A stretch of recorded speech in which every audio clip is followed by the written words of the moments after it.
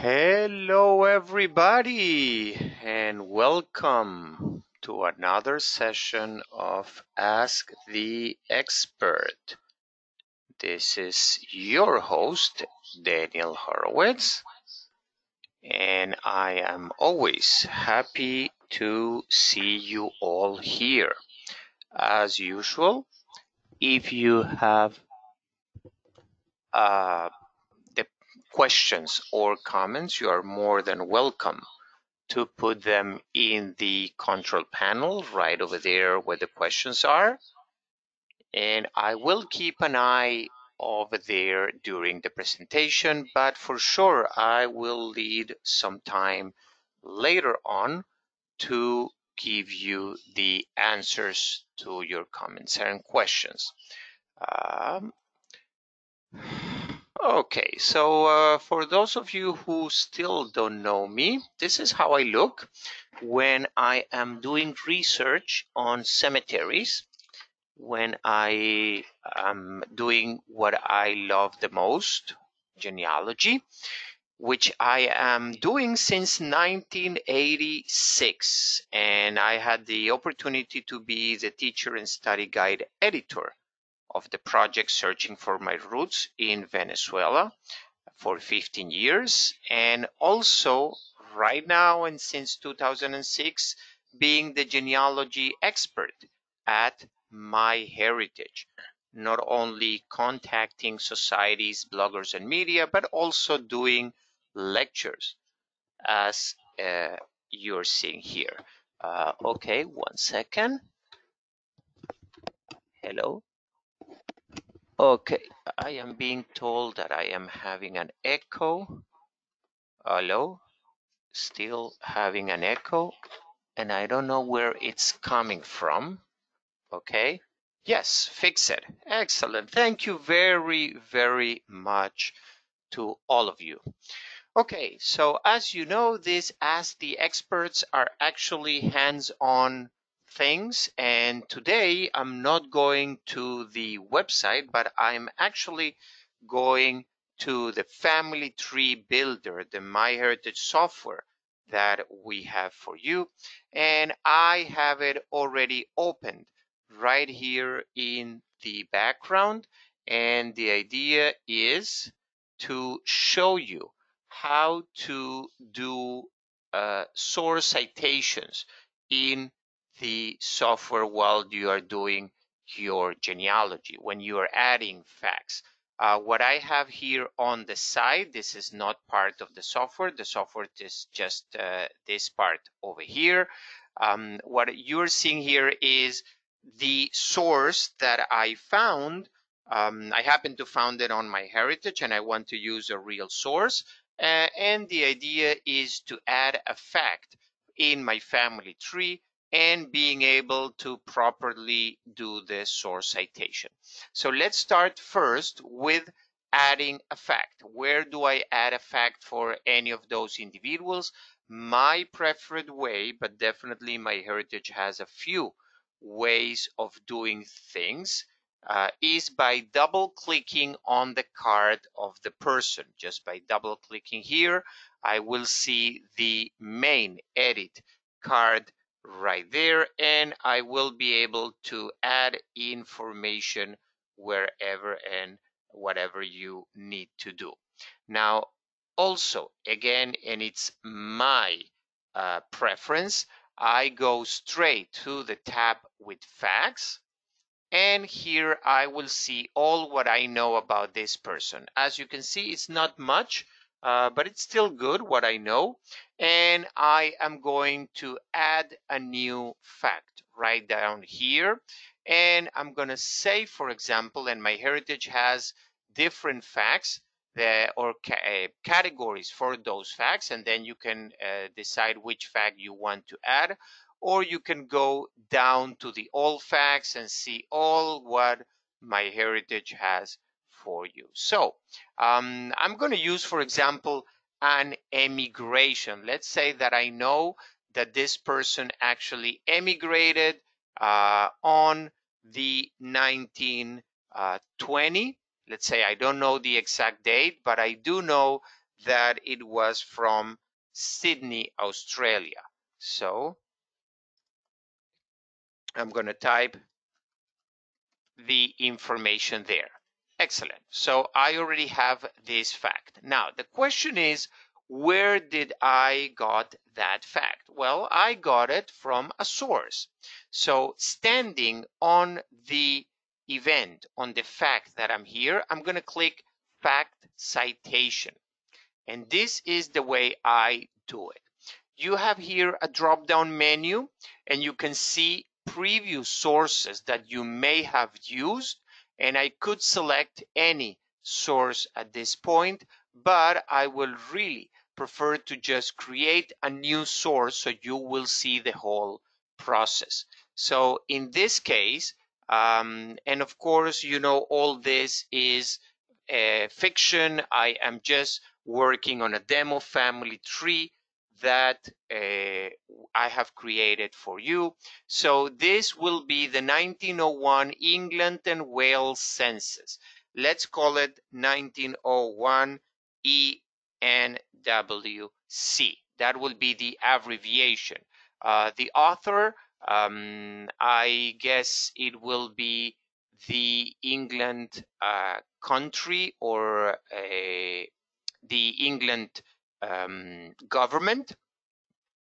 Okay, so let's put over here England government. And of course, again, yes, I know it's not perfect and it's not even real, but still, it's just for you to see how it's done. So I'm going to take the citation here, for example, and this will be all the text, and I can copy all the text here, and I can add a publisher, an agency. I can even add a repository, like where this record was found. Again, I can have already previous repositories, and I can just choose one. I can go to edit, and I will be able to see the repository information and create one if I want, or edit whatever information I have there. I'm going to click OK for now, and this is already creating my my source. My source is the 1901 England census with all what I had over there, including the repository. Now, if this will have a URL, I will copy the URL right here where it says page or URL, and you have it here. So whenever you're finding this source, you can just click on the URL and go back to that page. You can also establish the confidence. Let's say that this is direct and primary evidence, so I'm putting over there that. Now, in my case, there are a lot of people that use the date, this date here, as the date of the record. I like to put the day of today because this helps me knowing when I actually added this citation. And finally, what I have here is also the text that is telling me from the source what exactly is saying on that citation.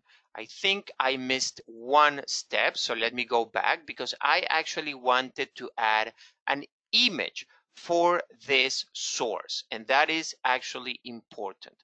So I'm going to select new, and I'm going to browse on my computer, and I'm going to just use, let's say, this page, okay, which again, I'm uploading it and I am associating this photo with the source, with the 1901 England and Wales census. Yes. So now I have that photo associated to the source citation.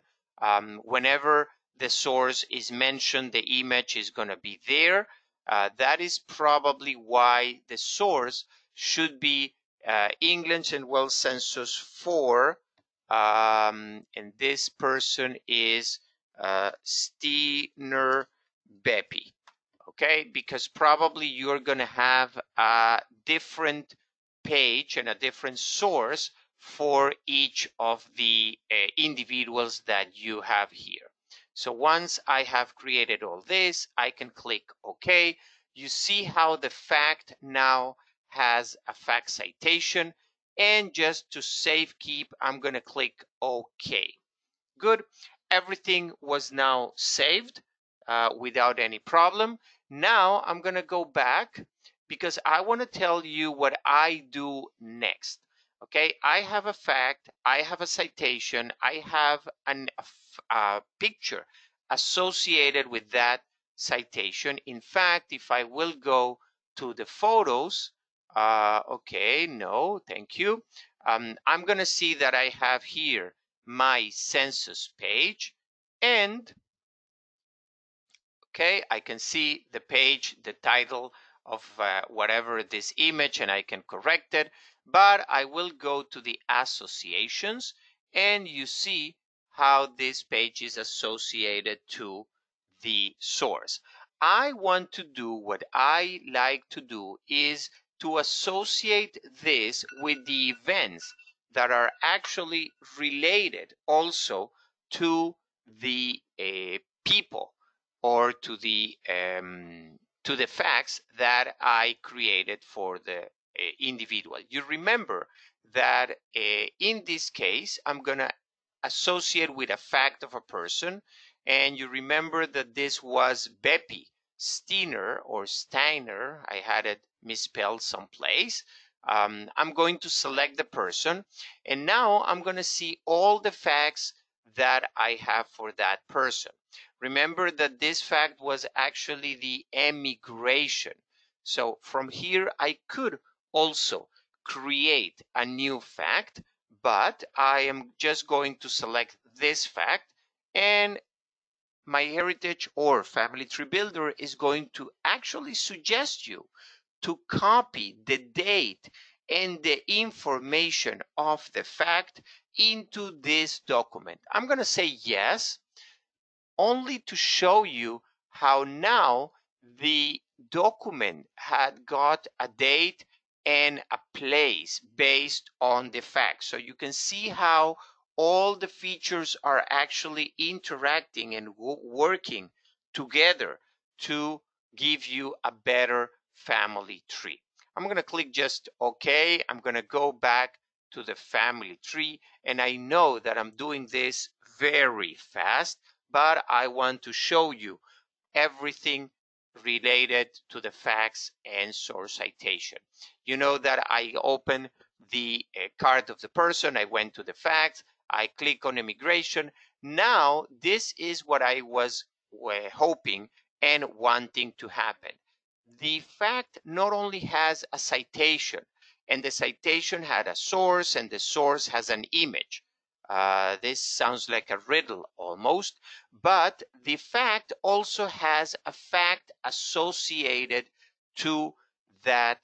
The fact has a photo associated to that fact. And when I click on fact photos, I can see that image right here and all the information. Now comes the tricky part. Let's say that Beppy was actually immigrating or emigrating from Australia with the parents. So now I can go to the father, and I can actually double click to bring the fact here, and I can actually create a new fact which we already know it's emigration. So I'm going to recreate the fact here, 1920. I'm going to use the same source citation that I used before. And I'm going to go just very fast through this because I want now to add a photo.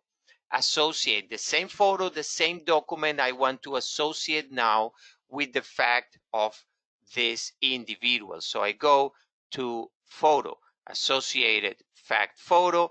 I'm going to browse through the photos that I have associated here. Okay, and I should be able to see the different thumbnails. Oh, okay, all photos right here. And I'm going to look for this census page, remember? And now I'm going to associate it to the event of Simon. Again, let me go back from the beginning. I am standing on the event. I'm clicking on fact photos. I'm going to select all the photos, not only those not associated yet. I'm going to look for the photo that I want, and then I'm going to associate by clicking the associate button right on the middle. If I click OK and OK, I'm going to go back to the image just to show you what happened on the image. On the image, on the association, you can see now that it was associated with the immigration of Beppy Steiner, but also with Simon Steiner. And actually what I normally do is I keep associating it with the people that I know. So if I know that, and I actually need to know because I need to know better my family. Tammy is the spouse of Simon, so I'm going to open the picture, associations. I'm going to associate with a fact of a person, Tammy, right here. But remember that Tammy didn't have the immigration or the emigration, so I need to create a new fact from here. I'm going to look into all the facts, emigration. Okay, and I remember it's 1920, and I'm going to say okay and okay. And now, no, I don't want to copy the date because I already did that before, and I have now associated. Oh, I mistakenly associated to the person, but not to the fact of the person. So how can I remove this? Just by being on top and removing this person right here, and I can remove any association that I have been done up till now. Okay, well, I know and understand that it is a little bit complicated, but fortunately enough, we are actually recording these sessions, and you will be able to go back to them and see them step by step. Now, before I answer a few questions that I already see in the question box, as always, let me give you a few announcements. It's June, and that means MyHeritage is still giving you one or maybe two collections a day for free. All you need to do is to go to the blog, and I am going to put that URL in the chat right there.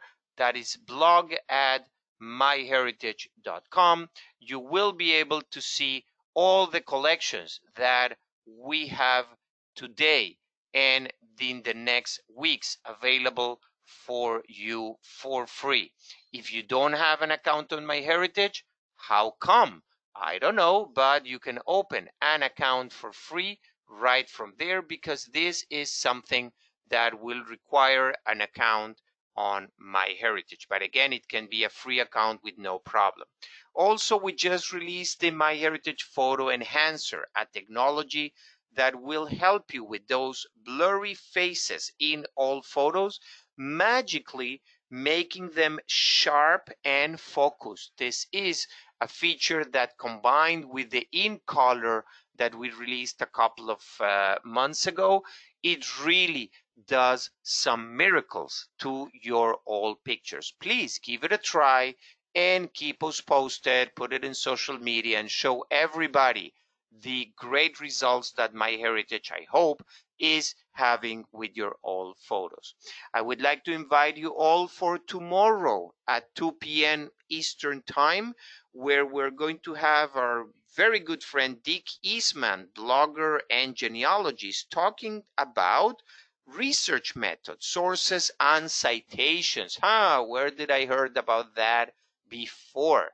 Yes, you should hear his point of view, how Dick is using sources and citation, and that is in our Facebook page, facebook.com/myheritage, tomorrow, Wednesday, 2 p.m. Eastern Time. You may remember or not that MyHeritage just released 7 new reports to the health component. That's the DNA health. It's the extra mile that you need to go if you are interested in your well-being. Right now, 103 variants for the BRCA cancer and 5 new carrier status reports. As always, I would love to see you in our next Ask the Experts, and you have already the URL in in the chat window, so you can go there, see the next episodes that we're planning. Surprise, surprise, July is there already, and you can start registering for those. And also, surprise, surprise, we are bringing some guest speakers to the Ask the Experts, really experts on source citations on the website, Jewish resources, military collection catalogs, or JETCOM import and export. So make sure that you reserve your seat right away. And if you cannot wait until then, you have the knowledge base at your disposition. That is education.myheritage.com. All the previews, or no, some of the previews as the experts are already there. We are going to put more in the upcoming weeks, other webinars, articles, or simply downloadable resources that you have over there to learn more about genealogy and how to be better genealogists.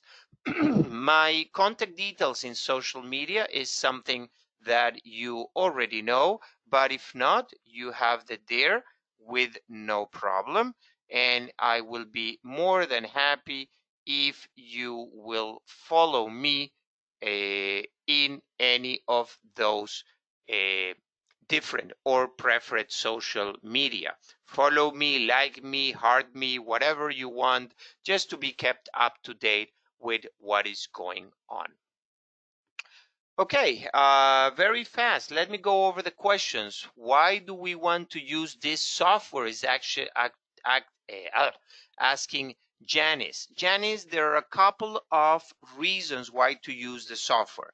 First, if you want to keep a copy of your family tree on your computer, Family Tree Builder will be good for you for that. If you want to work dual language, you can also do that with the Family Tree Builder. If I need to be honest, the source citation, it's way easier and faster to be doing it on the software and than on the website.